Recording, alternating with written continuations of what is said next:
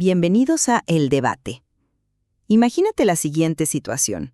Eres dueño de una constructora muy exitosa aquí en Bogotá. Ujú. Tienes unos márgenes de ganancia envidiables, acabas de reducir tus costos de energía a la mitad instalando paneles solares y tienes un historial crediticio impecable. O sea, el escenario ideal. Estás celebrando. Exacto, estás feliz. Vas a tu banco de confianza a pedir un crédito que es vital para un nuevo megaproyecto habitacional y pues para tu sorpresa, te lo niegan. Wow. Y no por tus finanzas, no. Ni porque el mercado inmobiliario esté mal, sino porque resulta que no pudiste probarle a un auditor en Europa cómo gestionas tus residuos de cemento o digamos qué políticas de equidad de género tienes en tu junta directiva. Suena a ciencia ficción pura. Pues suena a ciencia ficción, pero para las empresas en Colombia en este 2026, esto ya no es una distopía, es la realidad operativa de todos los días. Y es una realidad que a muchos los tiene corriendo en círculos, la verdad. Es el choque brutal entre la economía de la calle, la que produce y vende todos los días, y un nuevo ecosistema de reglas globales que parece haber aterrizado en paracaídas sobre nuestras industrias. Totalmente. Las reglas del juego cambiaron y, o sea, lo hicieron con una velocidad vertiginosa. Así es. Y por eso hoy vamos a desmenuzar un manifiesto estratégico muy revelador que ha estado circulando. Fue redactado por Paola Andrea, la CEO de Paola Solar Insights aquí en Colombia. Ah, claro, una voz súper importante en el tema de transición energética. Exacto. El documento de Paola Andrea plantea una tesis que no deja espacio para medias tintas, ¿sabes? Básicamente dice que la integración de los criterios ESG, es decir, lo ambiental, lo social y la gobernanza, ya no es una campaña bonita de relaciones públicas. Ni un lujo de multinacionales. Para nada.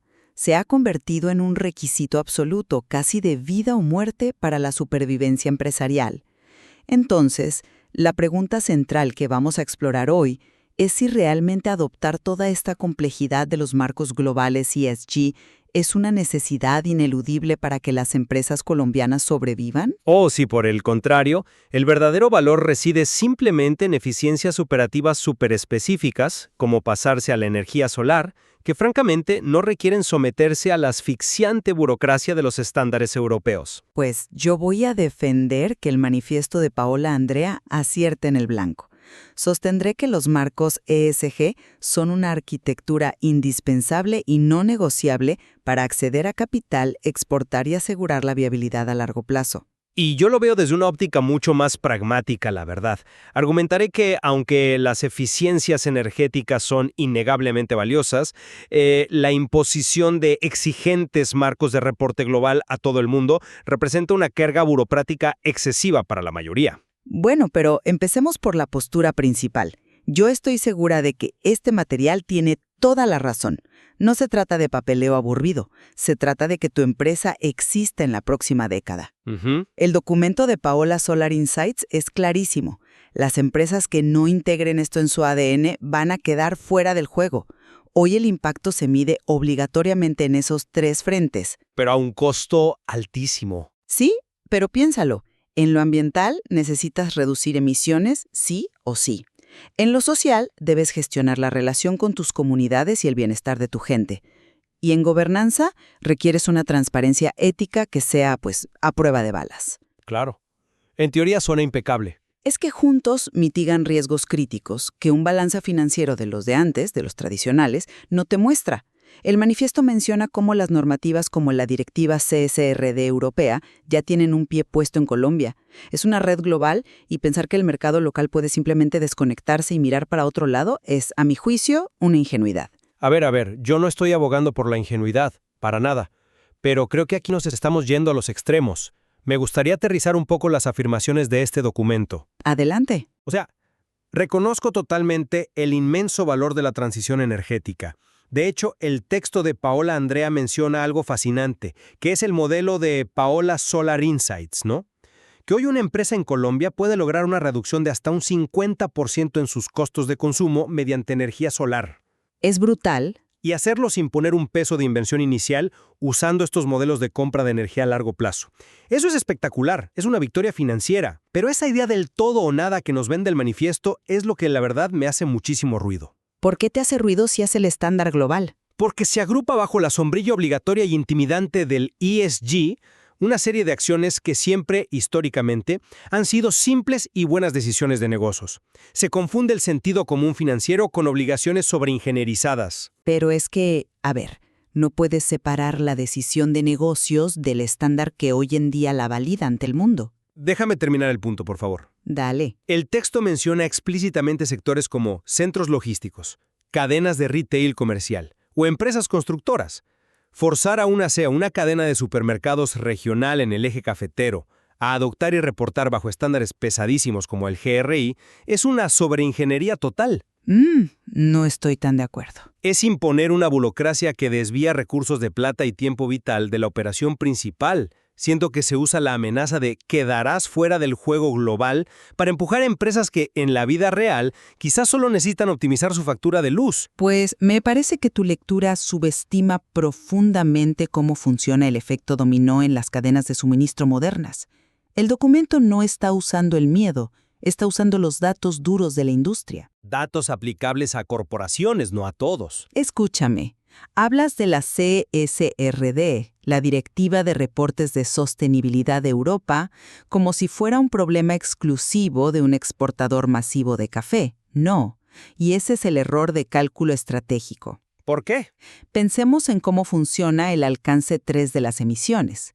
Si una empresa europea fabrica algo y te compra a ti, el proveedor en Colombia, los empaques o la materia prima, esa empresa en Europa está obligada por ley a reportar la huella de carbono y las prácticas laborales de toda su cadena de valor. De toda. Claro, para el que le exporta a Europa directamente. Yo te hablo del mercado interno. No solo para él. Si tú eres una empresa de transporte local, de camiones, que le mueve la carga a ese exportador dentro de Colombia, el exportador te va a exigir a ti tus métricas ESG para él poder cumplirle a su cliente en Alemania o Francia. Es una cascada inevitable, sí, pero el mercado local dejó de ser un refugio aislado. Si el transportador no tiene cómo auditar sus emisiones, el cliente exportador simplemente va a buscar a otro que sí tenga sus reportes al día. No es un invento de consultores. Ese es un argumento impecable para, digamos, un caso de estudio en una escuela de negocios. Pero a ver, vamos a la realidad del tejido empresarial colombiano. ¿Es intelectualmente honesto aplicar esta presión inmensa a absolutamente todo el espectro que menciona la autora?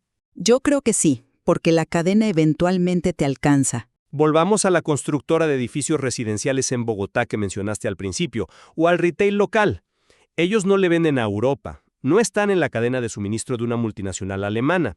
Le venden apartamentos a familias bogotanas o abarrotes al consumidor local. Pero necesitan plata para operar. Y ahí es donde entra la segunda capa del argumento, que es vital. Un gerente de un retail local escucha este discurso, entra en pánico y termina contratando auditorías carísimas para validar ante Bruselas una operación que ocurre 100% en Cundinamarca. Es que ahí está el puente que nos falta conectar en este debate. Piénsalo así. El banco colombiano que le presta la plata a tu constructora o a tu supermercado no saca el dinero debajo del colchón. Obviamente. Ese banco grande aquí se fondea emitiendo bonos o pidiendo créditos en los mercados internacionales, a fondos de pensión en Noruega, en Londres, en Nueva York. Y esos fondos globales ya tienen mandatos súper estrictos. Sí, los famosos portafolios verdes. Exacto. Ya no pueden invertir en portafolios sucios o de alto riesgo social. Entonces el fondo noruego le dice al banco colombiano, listo, te presto a una buena tasa, pero tu cartera de clientes tiene que cumplir con ciertos KPIs de sostenibilidad. Y entonces el banco se voltea y se lo exige a la constructora. Tal cual. Por eso tu constructora, aunque solo haga edificios en Bogotá, de repente ve que su tasa de interés sube o que le niegan el crédito si no presentan métricas ESG.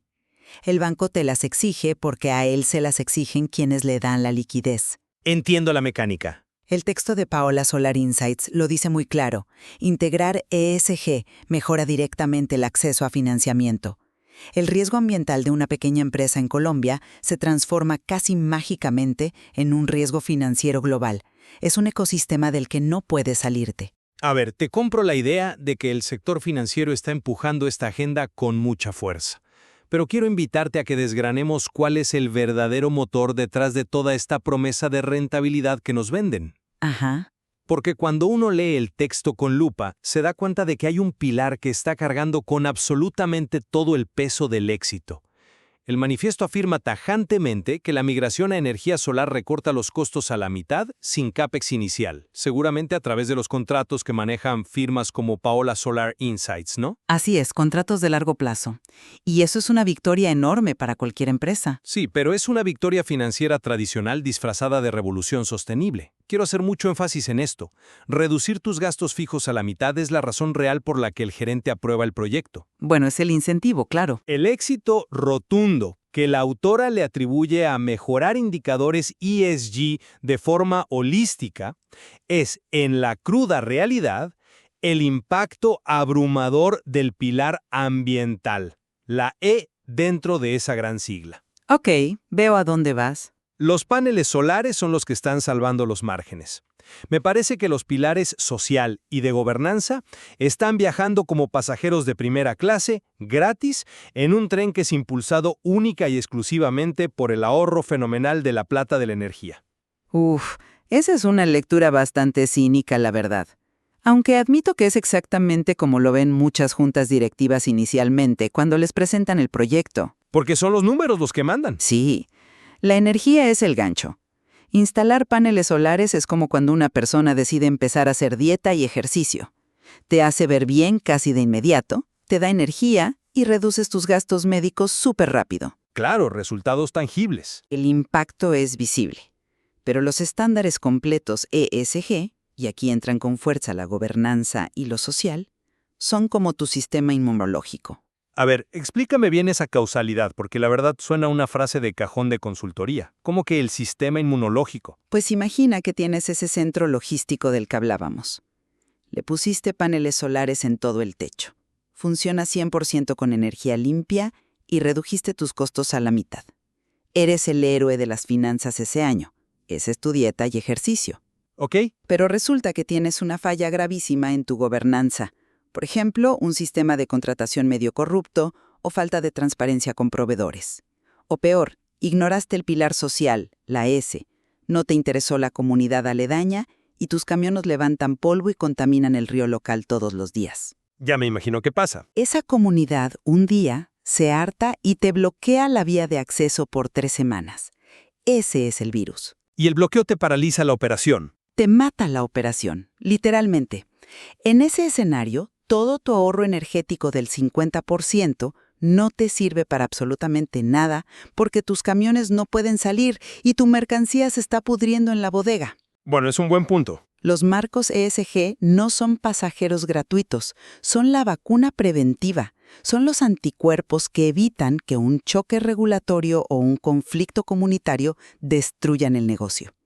La E enciende el motor financiero, te lo concedo, pero la S y la G son el chasis y los frenos que evitan que te estrelles en la primera curva. La analogía es brillante, te lo reconozco. Pero, siguiendo esa misma línea médica, darle a cada paciente el tratamiento más agresivo, costoso y complejo disponible en el mercado, independientemente de si tiene un resfriado o una enfermedad terminal, es negligencia administrativa. No exageres, no es un tratamiento terminal. Si el problema de mi empresa es simplemente una factura de luz altísima, un resfriado, ¿por qué los marcos metodológicos me obligan a pagar por una quimioterapia burocrática? Y esto nos introduce a un nudo gordiano de este debate, que es el propósito real de los famosos estándares GRI y SASB que el texto eleva a nivel de dogma. No son un dogma, son las herramientas de medición.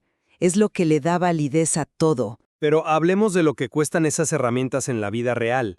El documento traza un paso a paso súper rígido.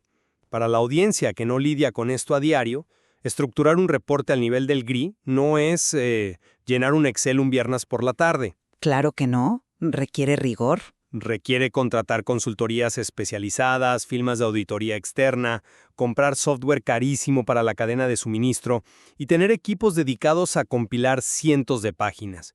Estamos hablando de decenas, a veces cientos de miles de dólares. Sí, tiene un costo. Si el impacto ambiental es el motor ¿Por qué necesitamos ahogar a la industria colombiana en esta hiperestandarización que solo enriquece a los consultores? Porque sin esa estandarización, mi querido colega, entramos en el pantano del greenwashing, el lavado de imagen verde. Ah, el famoso greenwashing. Hoy en día, cualquiera puede sacar un comunicado en redes diciendo «Somos verdes y amamos a nuestra comunidad». El papel lo aguanta todo. Pero el mercado ya maduró y los bancos ya no te creen solo con un post en LinkedIn. El manifiesto de Paola Andrea es muy agudo al distinguir qué hace cada marco.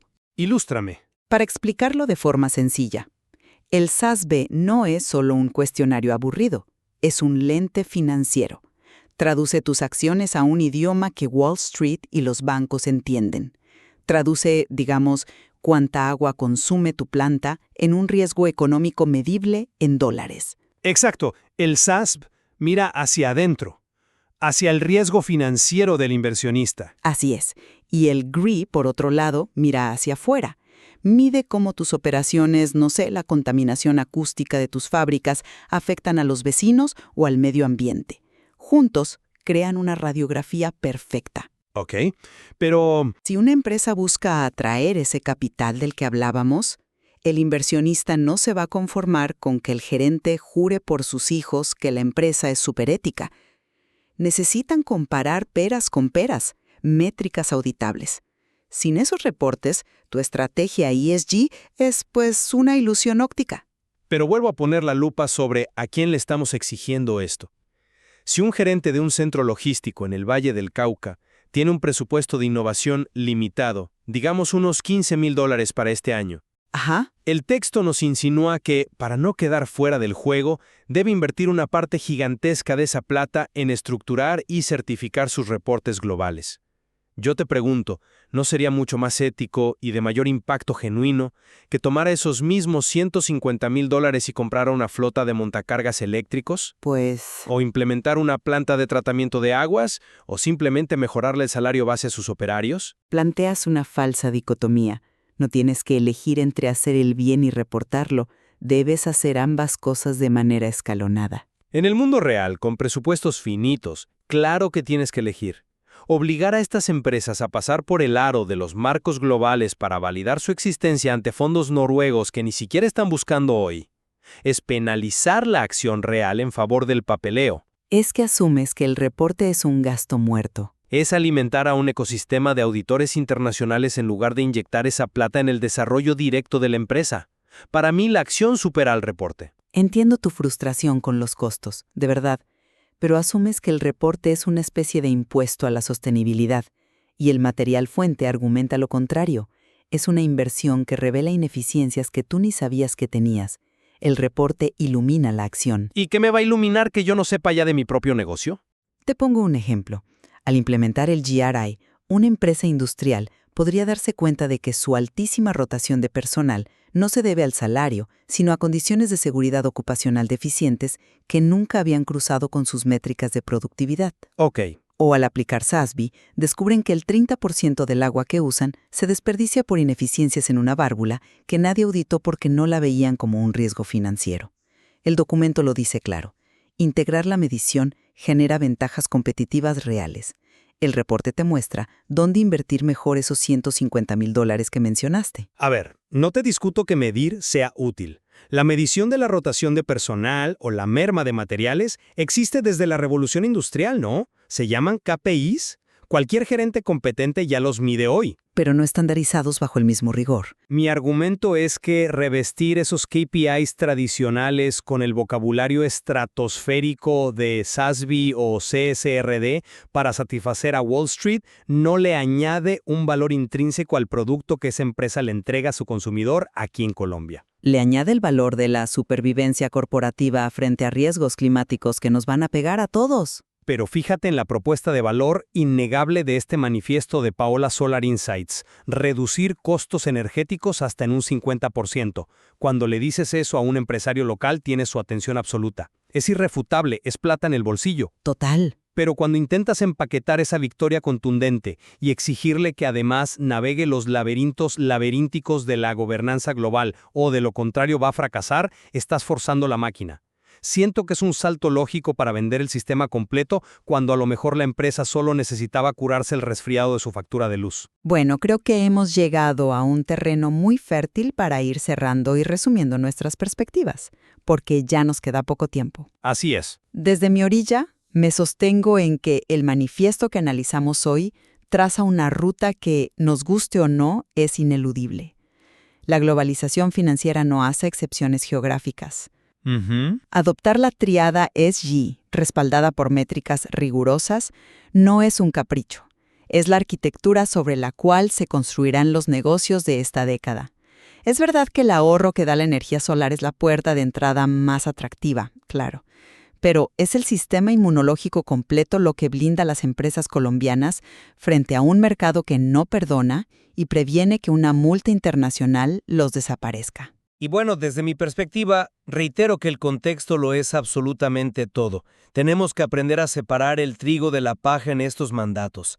La adopción de tecnologías limpias y el ahorro de energía sin CAPEX inicial es un salto evolutivo espectacular para la industria local. Incuestionable. En eso estamos de acuerdo. Pero elevar esa táctica operativa a la exigencia de que cada operador logístico en Colombia deba asumir la carga monumental de reportes diseñados para corporaciones en Europa sigue siendo muy cuestionable. No podemos recetarle quimioterapia financiera a un paciente que solo necesita vitaminas y paneles solares. Bueno, a pesar de que chocamos en la intensidad con la que se deben aplicar estos estándares, creo que ambos concordamos en el valor de este documento de Paola Andrea. Nos ha obligado a poner sobre la mesa la intersección definitiva entre la sostenibilidad del planeta y la rentabilidad. Totalmente. Lograr descarbodiscarnidad, reducir los costos a la mitad, es algo que hace 10 años parecía imposible y hoy es una realidad en Colombia. Sin duda. Y creo que la gran lección para quienes nos están escuchando es la necesidad de tener criterio propio, ¿verdad? La transición energética es un superpoder para la competitividad. Pero los líderes empresariales tienen que hacer una auditoría profunda de su propia realidad. Entender si su cadena de valor está anclada a las presiones de Europa o si su juego es estrictamente local antes de comprometer recursos masivos. Exacto. Y con esa reflexión despedimos nuestro análisis de hoy. Ha quedado claro que el éxito empresarial en 2026 ya no se puede dibujar solo sumando ingresos y restando gastos. Estamos navegando en aguas llenas de matices, donde las expectativas de una comunidad local y las normativas de un fondo de inversión al otro lado del mundo pueden determinar tu destino. Así es. La pregunta que debería estar en la mente de cada líder hoy no es si debe ser sostenible, sino ¿tienes la brújula correcta para medir los riesgos invisibles que podrían sacar a tu empresa del juego mañana? Gracias por acompañarnos. Nos encontramos en el próximo debate.